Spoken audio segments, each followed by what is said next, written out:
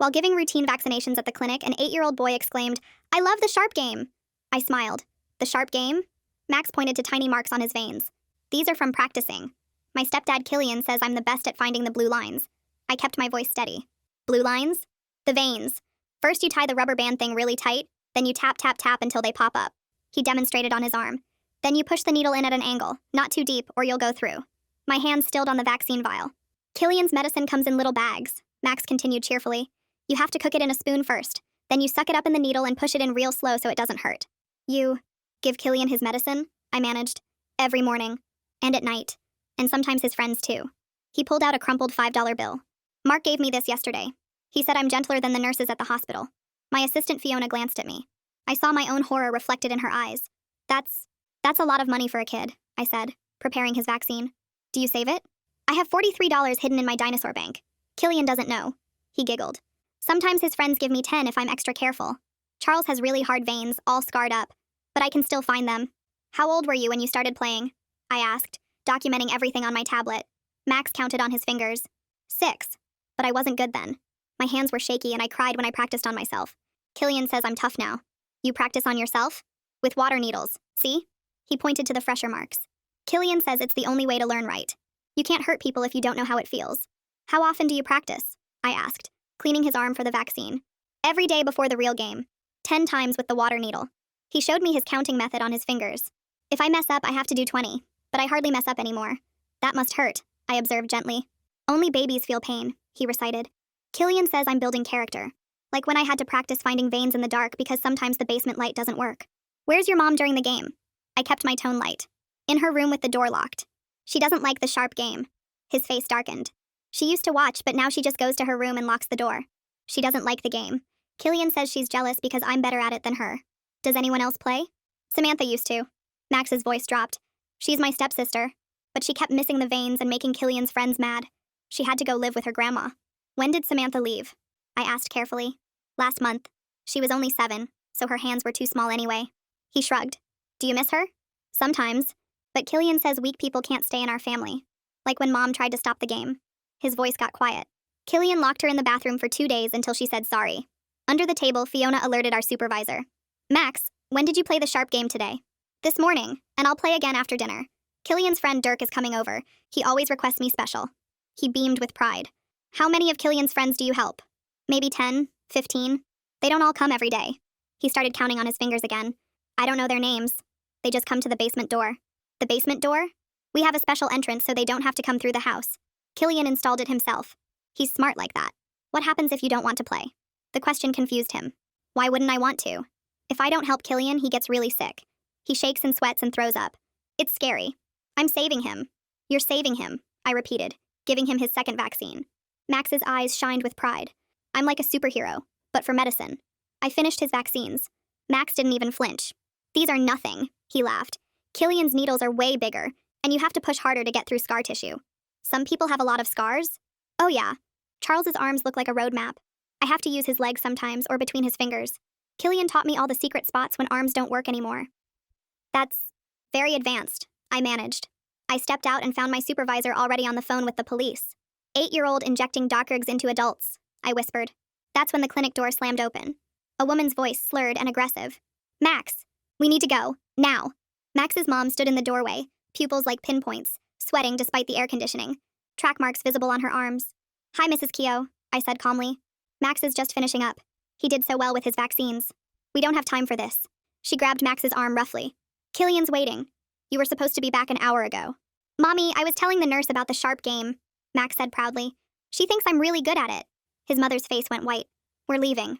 Now. She yanked Max toward the door. Mommy? Max looked between us, confused. Did I do something wrong? Did I lose the game? His mother's hand went to her pocket. I saw the outline of something sharp. My supervisor's hand moved fast behind the desk, and I heard the soft click of the emergency button we'd installed last year.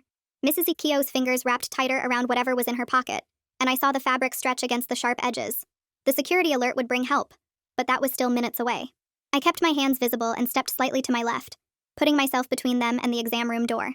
Mrs. Keogh, Max did amazing with his vaccines today, I said, keeping my voice steady while watching her hand. Behind me, I heard Fiona quietly sliding the sharps container off the counter and into the locked cabinet. She moved the scissors from the supply tray too, her movements slow and careful. Mrs. Keogh yanked Max's arm harder and he stumbled against her leg. "Mommy, why are you mad?" Max's voice cracked and his eyes darted between us. "I was just telling the nurse how good I am at helping Killian." His mother's face went from white to gray, and she started backing toward the door, dragging Max with her. I shifted my weight and took another step, blocking their path without making it obvious. My heart was pounding so hard I could feel it in my throat, but I kept my face calm. The hallway door opened and I saw our security guard peek in, then retreat when he saw the situation. He'd be calling 911 now. Standard protocol. Mrs. Keogh must have noticed my movement because she pulled the object halfway out of her pocket.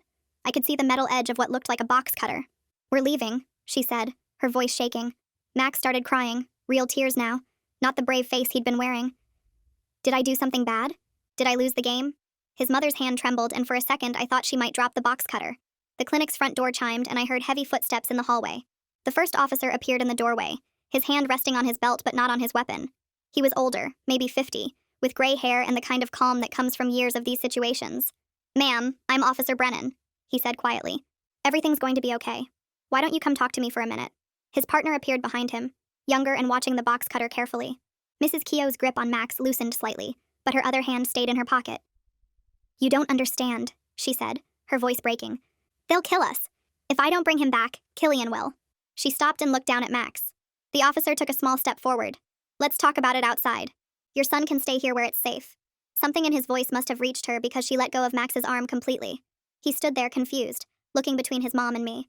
Fiona moved quietly from behind the counter and put her hand gently on Max's shoulder. "Hey, buddy, want to come see our break room? We have juice boxes." Max looked at his mom for permission, but she wasn't looking at him anymore. She was staring at the officer with tears running down her face. "Come on," Fiona said softly, guiding Max toward the back hallway. He went with her, but kept looking back at his mom. I stayed where I was, not wanting to make any sudden movements while she still had that box cutter. The second officer had moved around to the side, positioning himself where he could act if needed. "Ma'am, I need you to take your hand out of your pocket," Officer Brennan said. Nice and slow. Mrs. Keogh's whole body was shaking now. She pulled her hand out slowly and the box cutter clattered to the floor. The second officer moved fast, kicking it away while Officer Brennan stepped forward. "I'm going to need you to turn around and put your hands behind your back," he said gently. She did what he asked, sobbing now, her whole body collapsing as the handcuffs clicked shut. Through the break room door, I could hear Max asking Fiona when his mommy was coming back. "She needs to talk to the police officers for a little bit," Fiona told him. I walked to the break room and found Max sitting at our small table, a juice box untouched in front of him. "Is Killian going to be mad?" he asked as soon as he saw me. "I'm supposed to help Dirk tonight. He gets really sick if I don't help him." My stomach turned, but I sat down across from him. "The adults will take care of Dirk," I said. Max shook his head hard. "No, they don't know how. Dirk likes the needle between his toes because his arms don't work anymore." He looked at the clock on the wall. "It's almost 5. I need to be home by 5:30 to get the stuff ready." Through the window, I could see them putting Mrs. Keogh in the police car. She was still crying, her head down. More cars were pulling up now. Max saw them too, and his breathing got faster. "Why are there so many police?" He grabbed my hand suddenly. "Did I tell you something bad about the sharp game? Am I in trouble?" Before I could answer, a man in a gray suit walked in. "I'm Detective Heath MacDonald," he said, showing his badge. "I need you to write down everything Max told you about the injections, word for word if you can remember." My hands shook as I pulled out my tablet and started typing. I included everything, from Max counting his injection money to the practice marks on his arms. The detective read over my shoulder, his face getting harder with each detail. Through the door, I saw a woman with a CPS badge talking to Officer Brennan. After 20 minutes of typing, she came in. "I'm Mara Fraser from Child Protective Services," she said, her voice kind but urgent. She read my notes on the tablet, her jaw tightening as she scrolled through Max's descriptions of finding veins and scar tissue. "I need to talk to Max," she said, then looked at me. "Would you mind staying? He might feel safer with a familiar face." I nodded and pulled a chair closer to the table while Mara sat down across from Max. She asked him about the sharp game in a gentle voice that somehow made the whole thing feel less scary. Max brightened up and started telling her about how Killian taught him everything step by step. First, he practiced on oranges for weeks, pushing water through the peel until he could do it without making the orange leak. Then Killian gave him special practice needles with salt water to use on himself.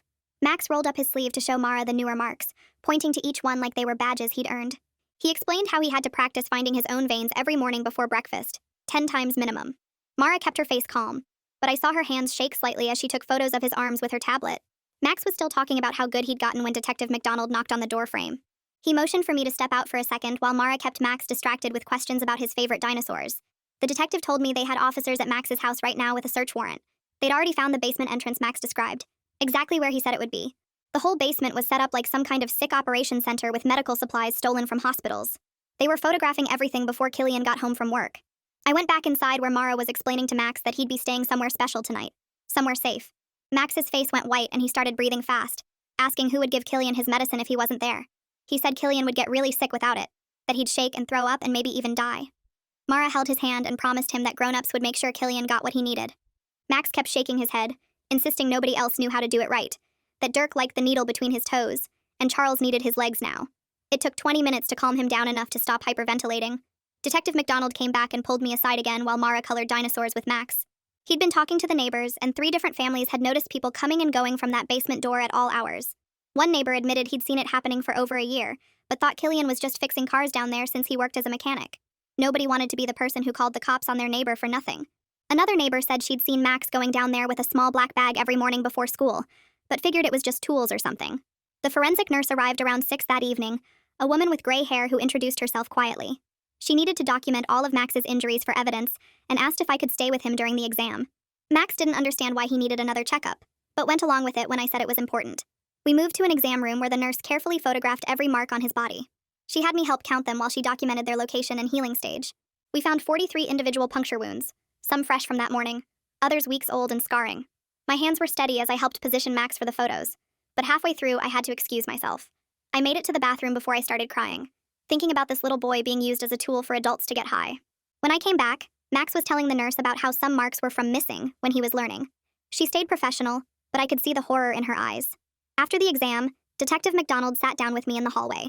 His team had found everything at the house: drug paraphernalia, digital scales, empty medical supply boxes. The worst part was a notebook they found in Max's dinosaur-themed bedroom. It was in Max's handwriting, keeping track of who he'd helped and how much money they gave him. The detective showed me photos of the pages, childish handwriting listing names and dollar amounts like Charles $10 and Dirk $5, with little stars next to the ones who tipped extra. I felt my stomach turn as I realized this 8-year-old had been keeping business records for a drug operation. The foster family arrived around 8, a couple in their 50s who specialized in emergency placements for traumatized kids. They seemed kind and experienced, talking to Max about their dog and the bedroom they had ready for him. Max kept asking when he could go home, when he'd see his mom again, who was taking care of Killian. The foster mom gave him a stuffed T-Rex from our clinic's donation box, and he clutched it tight against his chest. As they led him out to their car, he turned back and asked me if he'd been bad at the sharp game, if that's why he couldn't go home. I told him he'd been very brave and that none of this was his fault. That night, I couldn't sleep at all. Every time I closed my eyes, I saw Max's innocent face explaining how to find veins in scar tissue like it was completely normal. I got up at 3 in the morning and wrote everything down again in a document on my computer.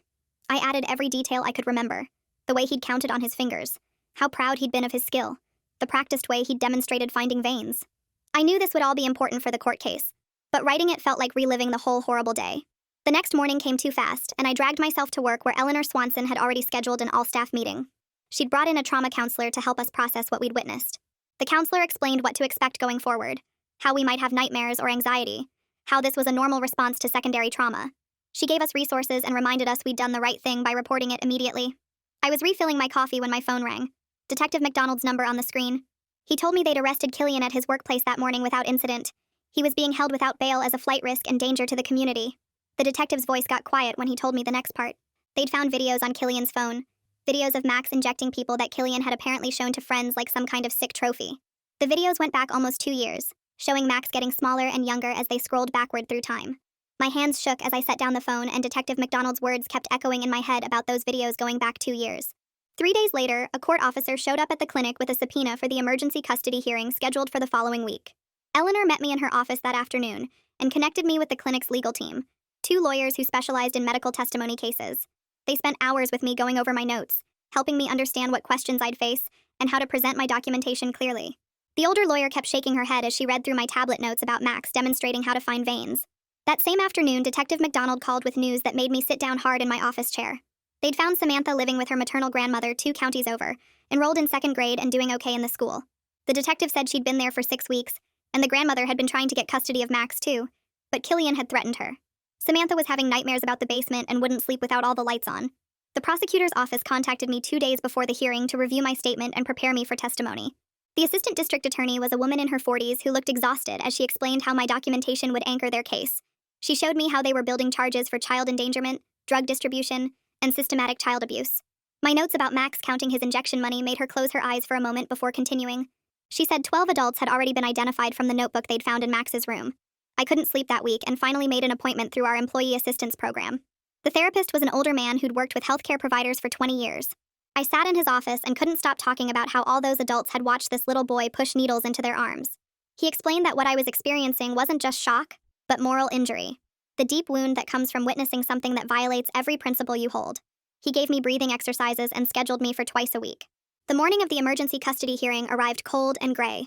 I wore my best professional clothes and arrived at the courthouse 30 minutes early, my stomach churning. The courtroom was smaller than I'd expected, with wood paneling and fluorescent lights that made everyone look sick. I took my seat in the witness area and watched as lawyers shuffled papers and whispered to each other. The judge entered at exactly 9 o'clock. A woman in her 60s with silver hair pulled back tight. When my turn came to testify, I walked to the witness stand on legs that felt like water. The prosecutor guided me through my testimony, having me read directly from my tablet about Max's statements. I described his physical condition, the 43 puncture marks we'd documented, his pride in being the best at finding veins. The judge's face got harder with each detail, especially when I read Max's exact words about practicing 10 times a day with water needles. She asked me to repeat the part about Max counting his money and saving $43 in his dinosaur bank. After my testimony, the bailiff set up a video screen and Mrs. Keogh appeared from the county jail. Her face was puffy from crying, and she'd lost weight in the 2 weeks since the clinic incident. She sobbed as she told the judge she'd tried to protect Max, but Killian had threatened to hurt them both if she interfered. Her public defender argued that she was also a victim, trapped by addiction and an abusive partner. The judge cut him off and reminded everyone that Mrs. Keogh had brought a weapon to a pediatric clinic. The prosecutor played portions of the videos from Killian's phone, though they kept the screen turned away from the gallery. We could hear Max's young voice asking if he was doing it right, hear adult voices praising him for being gentle. The judge had to call a recess after 5 minutes because several people in the courtroom were crying. When we reconvened, the judge's decision was swift and firm. She granted temporary custody to the state with instructions for CPS to evaluate Samantha's grandmother as a placement option for both children. She ordered no contact between Max and either parent pending criminal proceedings. Her voice shook with anger as she said she'd been on the bench for 15 years and never seen such systematic exploitation of a child. She set another hearing for 3 months out to review permanent placement. Outside the courthouse, Detective McDonald caught up with me in the parking lot. He told me they'd used the notebook and video evidence to identify 12 adults who'd paid Max to inject them. Each one was arrested and charged with child endangerment and drug-related offenses. Some were cooperating and providing more names. He said the investigation was expanding and they might identify 20 or more people who'd used this child. 3 weeks passed before I heard about Max again. Mara called me at work to update me on his placement. He was struggling in foster care, waking up with nightmares and asking when he could go back to helping people.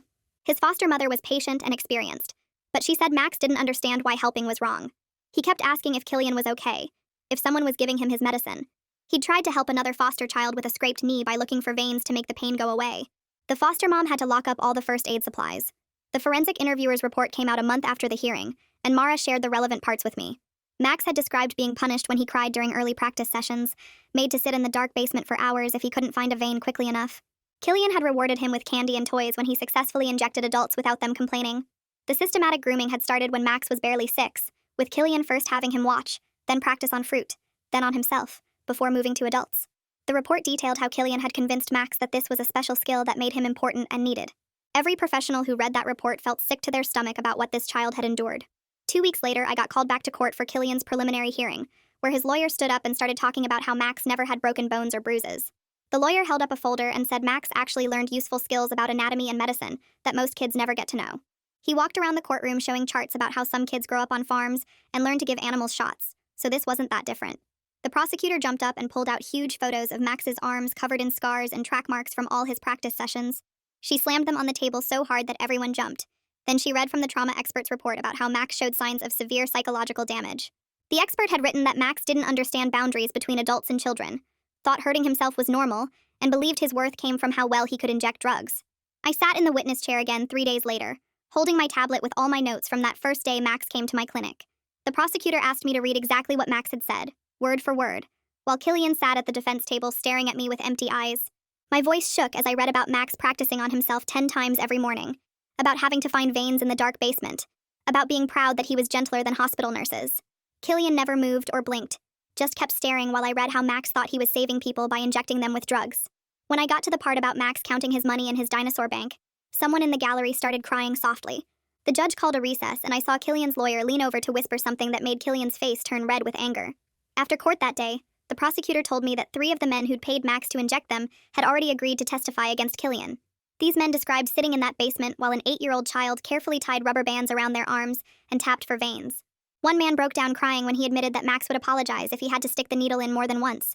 Another said Max kept hand sanitizer and band-aids in a little box, always cleaning the injection site first because Killian taught him about infections. The prosecutor showed me statements where these men admitted they knew it was wrong, but they were too desperate for their fix to care about using a child. Detective McDonald called me the next week with news that Mrs. Keogh had started cooperating from jail after entering a treatment program. She told prosecutors that Killian first made Max watch him inject himself when Max was barely 6 years old. Then Killian had Max practice on oranges for months before moving to saline injections on himself.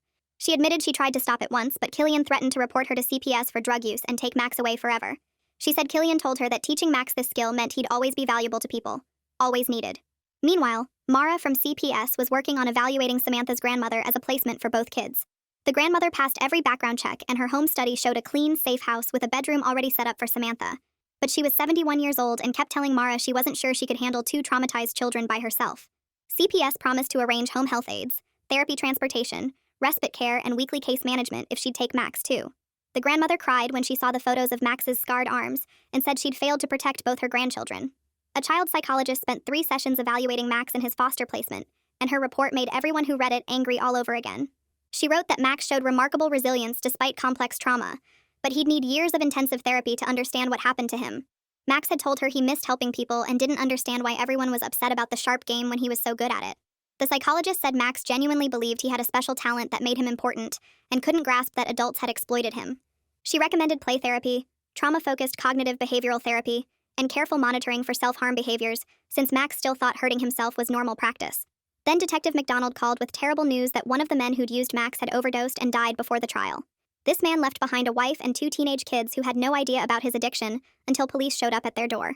The widow called the prosecutor's office sobbing, saying she wanted to help put Killian away forever, because her husband might still be alive if he hadn't had easy access to drugs through a child. Max had started specialized therapy by then, meeting twice a week with a therapist who used toys and games to teach him about boundaries. The therapist had Max practice saying no to dolls and action figures who asked him to do unsafe things. Progress was slow because Max kept insisting the dolls needed their medicine, and it was mean not to help them. But after 6 sessions, Max finally made one doll tell another doll that kids shouldn't touch sharp things, which the therapist called a breakthrough. The grand jury met on a Thursday and took only 2 hours to indict Killian on 37 counts. The charges included child abuse, child endangerment, drug distribution, contributing to the delinquency of a minor, and conspiracy charges for running the basement operation. If convicted on all counts, Killian faced life in prison without parole, which felt like justice, but didn't fix what he'd done to Max. 4 months after that day in my clinic, I got a call from Mara saying Samantha's grandmother had finally agreed to take Max too. The reunion happened at the CPS office with therapists and caseworkers present to help manage everyone's emotions. Samantha ran to Max and hugged him so tight that he started crying, and she kept saying she was sorry over and over. She told him she'd tried to tell her teacher about the sharp game, but nobody believed her because it sounded too crazy. Max just held on to his sister and asked if she still had the stuffed rabbit he'd given her for her birthday, and when she nodded, he smiled for the first time in weeks. The support group met every Tuesday night in the hospital basement, and I finally made myself go 3 weeks after everything started. 7 other nurses and doctors sat in the circle, all of us carrying that same look in our eyes from seeing kids hurt in ways that broke something inside us. We went around sharing our stories, and when I told them about Max and the sharp game, about an 8-year-old keeping drug transaction records in his dinosaur handwriting, the room went completely silent. One nurse reached over and squeezed my hand while another started crying because she'd seen something similar last year, but nobody believed her report. The therapist leading the group talked about how witnessing child abuse creates its own kind of trauma in caregivers, how we carry these stories in our bodies and need to process them, or they eat us alive. Meanwhile, Mara called me with updates about Max's therapy team, putting together a transition plan for him to eventually live with his grandmother. They started with supervised visits at the CPS office where Max could see Samantha for an hour, while social workers watched how they interacted together.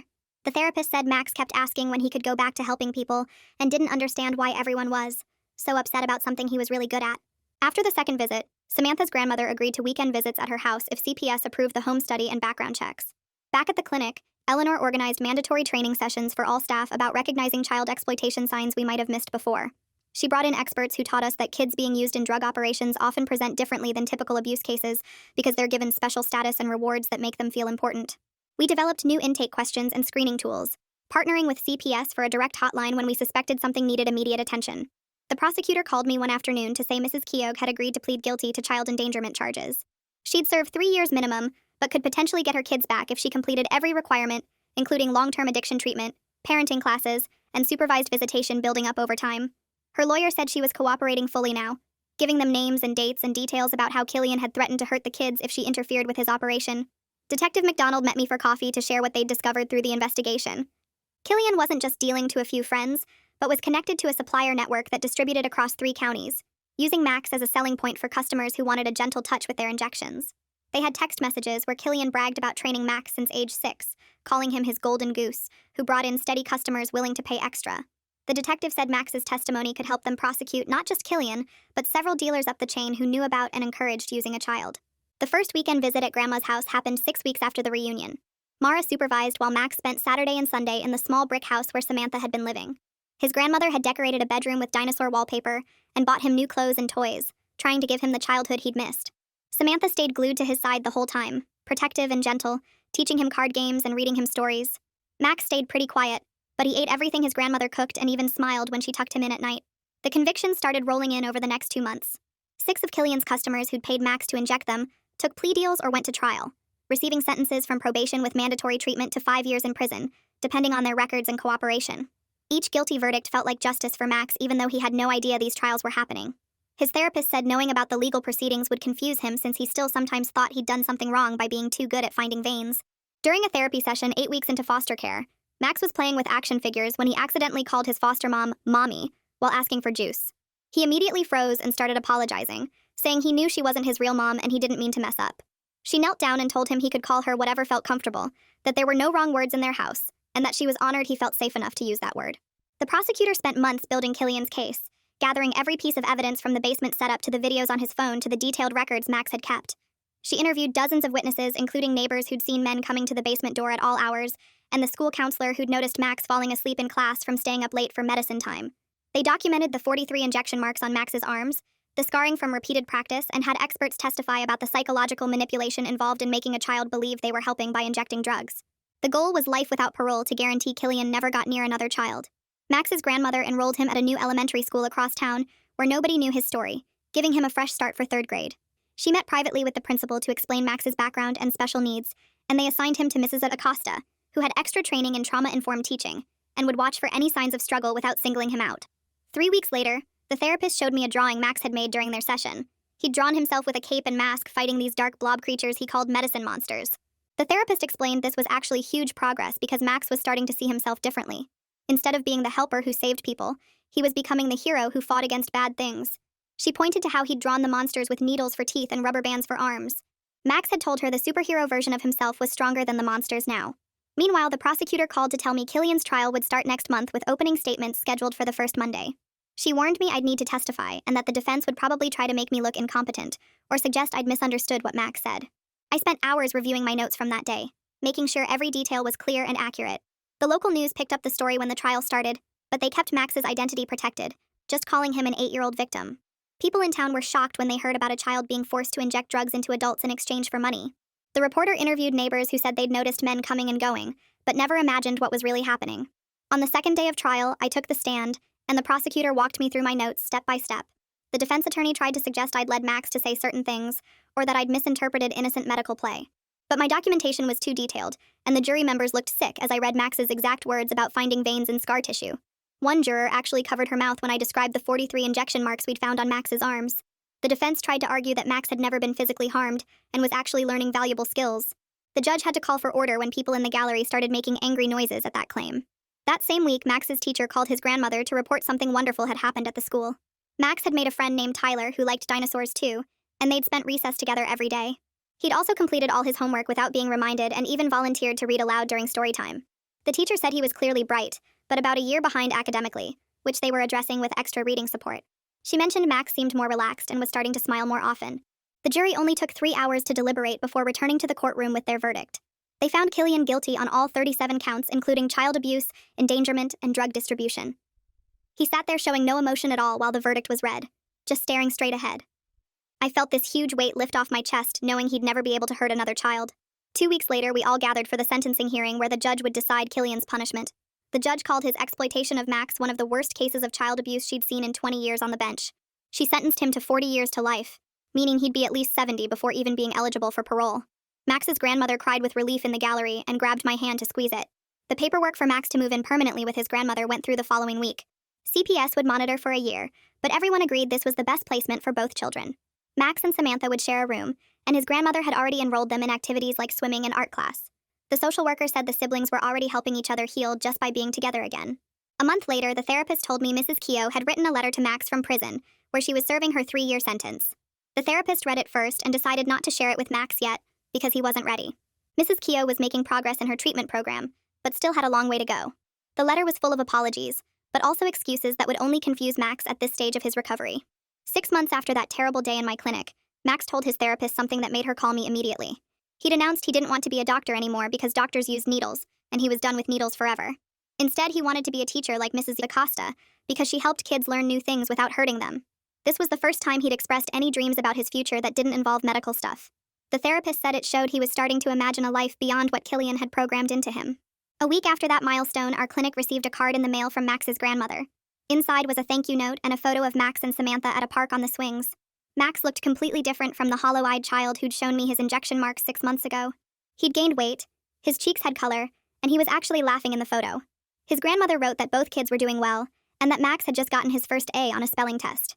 She thanked me for saving her grandson's life by listening to him that day. 3 weeks after getting the card, Detective McDonald called me at work with news that made me sit down hard in my office chair. The investigation into Killian's operation had blown wide open, and they'd arrested 20 more people connected to the network.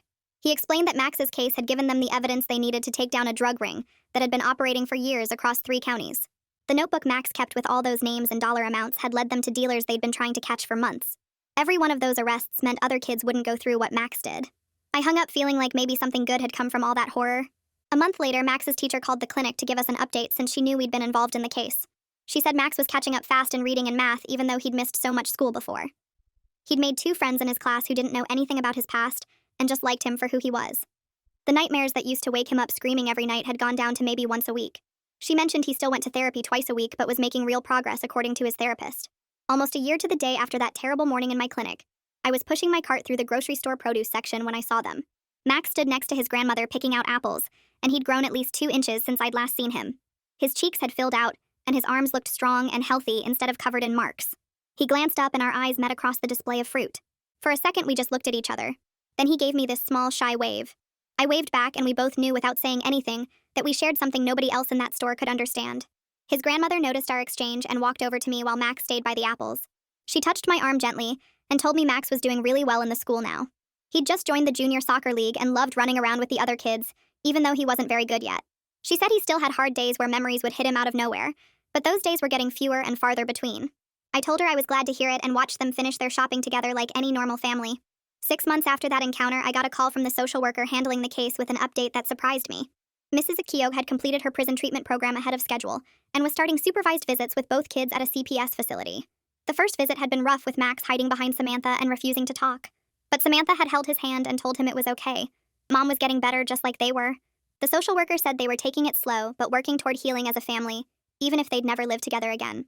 2 years after that morning when Max showed me his injection marks, his grandmother sent another photo to the clinic. This time it was Max in a cap and gown at his elementary school graduation, holding a certificate for honor roll. The boy who used to count drug money in a basement was now counting the days until summer camp, according to the note she included. She wrote that he'd grown 4 inches and gained 20 pounds of healthy weight. He played soccer and video games and argued with Samantha about whose turn it was to do dishes just like any other kid. A few weeks after graduation, his teacher sent his grandmother something that ended up making its way to me. Max had written an essay for school about heroes where he described 3 people who saved him.